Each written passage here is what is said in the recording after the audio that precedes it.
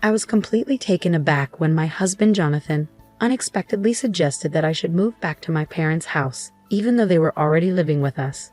His sudden declaration left me stunned, yet he seemed to think he was being entirely rational. He bluntly asked, "Do you have a problem with that?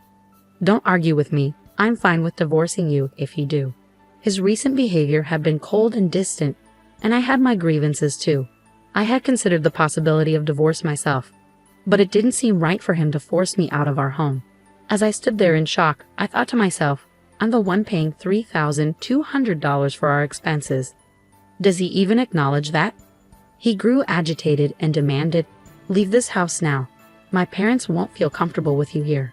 I couldn't understand why I needed to leave, but I agreed, saying, "Okay, I'll take all my belongings with me." Once I consented, he appeared pleased and abruptly said, "Then do it," before walking away. Immediately, I contacted a store to sell my things. My name's Betty, and I live with Jonathan, who is 3 years my senior. We met through mutual friends, and what started as a casual meeting quickly evolved into spending an entire day together. Jonathan expressed his aspirations of becoming a voiceover artist, and I was captivated by his resonant voice. I've always had a fondness for soothing tones. It seemed he felt the same attraction, as we exchanged numbers and planned more outings. Before long, we found ourselves in a relationship almost effortlessly, without ever formally discussing it. I had just graduated from college when we met, and dating someone with a bit more life experience like Jonathan was thrilling. My friend Laura expressed concerns about our 3-year age difference, but I assured her it was no big deal. I genuinely liked Jonathan and felt his affection in return, so I wasn't worried. Eventually, Laura came around, trusting my judgment. Jonathan and I had been together for 2 years when he broached the subject of marriage. I had already spoken to my parents about him, including his age, and they were eager to meet him, harboring high hopes for our future. I often wondered when he would propose, and it turned out to be during one of his regular visits to my apartment. We were just lounging and enjoying each other's company. It wasn't the most romantic setting, but it was very much Jonathan's style, and I was fine with it. When he popped a question, I simply responded, "Sure, let's get married." Perhaps we both approached the whole thing with a laid-back attitude. After the proposal, we visited each other's parents. However, I didn't quite click with Jonathan's family. When we arrived at his parents' home, the place was decorated with items that seemed to mimic old-fashioned luxury, but felt insincere. His parents were dressed in costly attire and adorned with flashy jewelry, giving off an air of trying too hard to appear affluent. Our tastes and values appeared to be quite different, and I doubted we'd get along well. During the visit, Jonathan's mother even made a disparaging remark about my appearance, which was hurtful. I was taken aback by the behavior of the family of the man I intended to marry, but ultimately, I reminded myself that I was committing to Jonathan, not his family. As Jonathan and I prepared to get married, I reassured myself that it was okay if I didn't particularly enjoy his parents' company. I wouldn't have to spend much time with them, so I chose not to let it trouble me excessively. After our wedding, as we settled into our new condo, I noticed that Jonathan seemed preoccupied with something. One day, he suddenly asked, "Hey, who was that woman in the blue dress at our wedding?" Considering there were several guests in blue, I couldn't immediately pinpoint whom he meant. "Which woman in a blue dress?" I asked, trying to recall. "You know, the one who gave a speech as your best friend," he clarified. "Are you talking about Laura?" I replied as it clicked that Laura had worn a blue dress. "Yes, that's her," Jonathan said, his tone reflecting some unease. "What's wrong with Laura?" I inquired, puzzled by his concern. "Oh, it's not a big deal," he dismissed. "The other day, I thought I saw someone who looked like her when I was on my way to work. That reminded me she was your best friend who spoke at our wedding." I was a bit baffled by Jonathan's sudden curiosity about Laura and his flustered response. But before I could delve deeper, he laughed it off and retreated to his room. Shortly after this conversation, Laura called me, bubbling with excitement. "Listen, Betty, my boyfriend's coming back to Canada next year," she shared. Laura and her boyfriend had been dating since high school, having known each other since they were kids. He had moved away during middle school, but they maintained their bond through letters and eventually reconnected in high school, where he expressed his feelings for her. I've always enjoyed Laura's romantic tales. Despite her boyfriend working at an international branch for a few years, they managed to keep their relationship strong and connected. Well, do you think you might propose once he's back? She pondered excitedly. And then you guys will get married, I exclaimed, half teasing. Laura laughed and responded, Oh, Betty, you're always jumping to conclusions. Just make sure to invite me to the wedding. I promise I'll give another heartfelt speech. Of course, after the beautiful speech you gave at my wedding, I need you to do the same at yours. Just don't set the bar too high, I replied. We chuckled together as we sipped our tea, enjoying the ease and trust that flowed through our conversation. We had always been there for each other, ready to listen whenever one of us faced any issue. Around this time, I started noticing changes in Jonathan's routine. He began returning home increasingly late. Working late again today? I asked one evening. Yeah, you think I shouldn't work or something, he retorted. Even after our marriage, Jonathan clung to his dream of becoming a voiceover artist. He was dedicated, juggling part-time jobs to fund his voice artist classes. Unfortunately, all his earnings from these jobs were funneled straight into his training, leaving me to cover all our living expenses. This situation made it difficult for us to save any money together. As time passed, it became clear that Jonathan was not willing to compromise on his aspirations for the sake of our financial stability. My concern grew as he put in excessive hours at his part-time job, which only added to our financial strain. Hey, haven't you been working too much lately? They shouldn't be making you do so much overtime, even if it's just a part-time job, I mentioned one day. I told you I'm fine. More money is always better. Just keep your opinions to yourself, he snapped back. By then, Jonathan had become distant, no longer even using my name when we spoke. Since our marriage, Jonathan had begun to address me merely as you, and I had expected him to speak to me with kindness and more frequently. However, his words were often harsh. His once gentle voice had grown rough, and his drinking had increased significantly.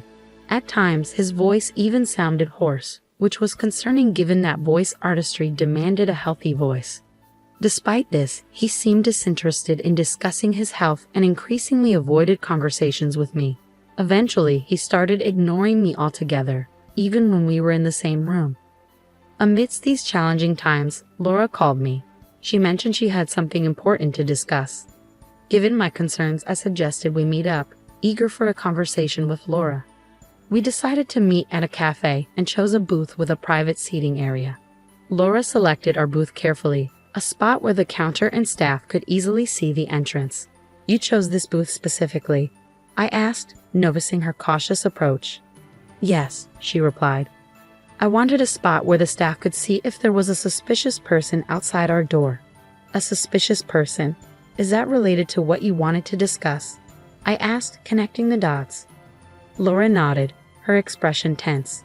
She explained that ever since she left her job about a month ago, she felt like someone was following her. Now, she even felt watched on her days off. The reason she picked a booth with a clear view was that she suspected the person stalking her might try to eavesdrop on our conversation. Did you talk to the police about it? I asked, concerned. I tried, but since there's no direct contact, they can't do much, she sighed. What about your boyfriend? Isn't he coming back in a month? I inquired, hoping she had some support. I thought I'd discuss it with him too, but I wanted to talk to you first. Someone close by, she explained. I understood her need for immediate support. Laura hadn't managed to get a clear view of her stalker, making the situation even more unnerving. She was too frightened to discern whether her stalker was a man or a woman. I decided to discreetly watch from a distance to try and identify who was following her. During this time, I was struggling with my troubled relationship with Jonathan and found it hard to open up about it. But as I kept an eye on the situation, I made a shocking discovery. The person shadowing Laura was none other than my husband, Jonathan. Jonathan often claimed he had to work late, but I noticed that after his shifts, he lingered near Laura's workplace and followed her as she left. I was stunned to realize that the person causing my best friend such fear was my own husband. Witnessing Jonathan tracking Laura with a creepy, unsettling grin completely changed my perception of the man I had married.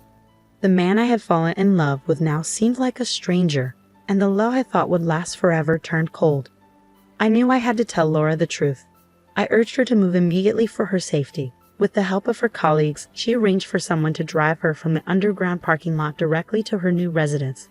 We took these precautions to ensure her safety as Laura made her escape. Jonathan's frustration intensified when he realized Laura had moved away. Eventually, his pent-up anger erupted. "My parents are going to live here, so you need to go back to your parents' house," he demanded abruptly one day. I was taken aback by his sudden and unreasonable demand. "If you have a problem with that, then I'm fine with divorcing you," he threatened, losing his temper. Though I had my grievances and had even considered divorce before, the reality of our deteriorating relationship hit me hard at that moment. I couldn't believe that Jonathan thought he could just kick me out of our home. After all, I was the one paying $3,200 for our monthly expenses. I wondered if he even remembered that as I gave him a skeptical look, but he just snapped, "Just leave already. My parents can't move in if you're still here." "Why do I have to leave?" "I don't understand at all," I replied, frustration building. Despite my confusion and frustration, I calmly said, "Okay, I'll take everything I bought with me." Seeing me agree, Jonathan impatiently told me to hurry up and walked away. I immediately contacted a local buyback service, and the next day, they arrived at our apartment. At first, Jonathan smirked, thinking I was simply packing to leave.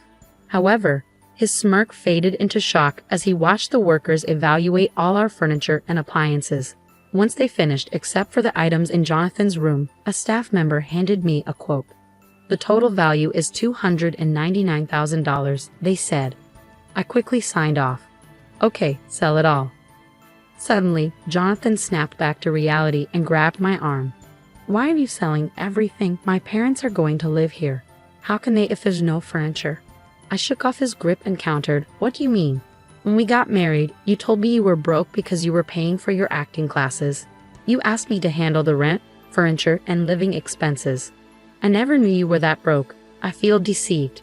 Remember the $3,200 I've been covering every month? From now on, you'll pay that, and with your parents moving in, I bet it'll be even more."